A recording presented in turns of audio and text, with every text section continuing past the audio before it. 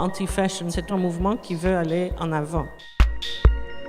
Aujourd'hui, c'est pas mai 68, mais c'est juin 17. On n'est pas en train de faire une révolution, on veut juste que les choses évoluent. Vraiment, il faut faire la nuance. Changeons le système. La mode, c'était un petit peu le cheval ailé qui tirait tout l'ensemble. Et maintenant, c'est la première fois donc que la mode ne décrypte plus la société. Tout le modèle entier, je veux dire, est fait pour qu'on consomme de la fast fashion, trash fashion que j'appelle. Et enfin, parce que le système s'essouffle, d'autres choses sont possibles.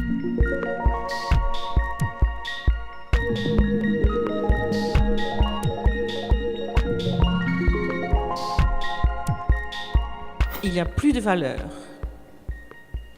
Même par rapport à d'autres coûts de la vie, la mode essaie d'être le moins cher de tous les produits. Résoudre les abus de l'industrie et notamment celui du prix. Il faut commencer un lobby européen de parler avec Bruxelles pour faire un prix minimum de fabrication. La vraie valeur d'un produit, elle est faite par son prix de revient. Donc l'idée d'une TVA circulaire, c'est quand vous avez deux produits avec des finalités équivalentes, qui rendent à peu près le même service, eh bien, vous les mettez au même prix. Et on sera beaucoup plus fort en allant voir les gens de Zara et d'H&M et en discutant avec eux, en leur disant « Vous êtes en mesure de changer un certain nombre de choses ».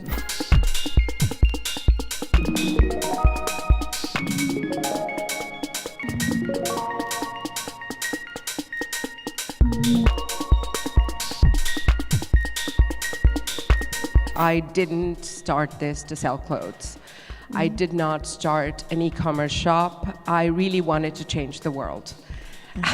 We have these certain techniques that we use in the way that we sew, and the reason for using this technique is because we say we make the clothes for this generation and the next and the next. Relier les producteurs aux consommateurs, désintermédiariser, avoir un lien beaucoup plus direct entre les deux. Proposer un modèle dans lequel on s'intéresse à l'essentiel, aux produits qui font le pilier d'un vestiaire. Et du coup, on s'est dit, si on réinventait une paire de baskets, si on faisait une paire de baskets qui respecte à la fois l'homme et l'environnement. Notre défi, notre travail, c'est de créer des alternatives, des nouvelles alternatives économiques pour les gens qui travaillent là, pour les gens qui habitent l'Amazonie. On pourrait effectivement, peut-être, rééduquer les gens à choisir en fonction d'eux-mêmes une mode qui leur plaît.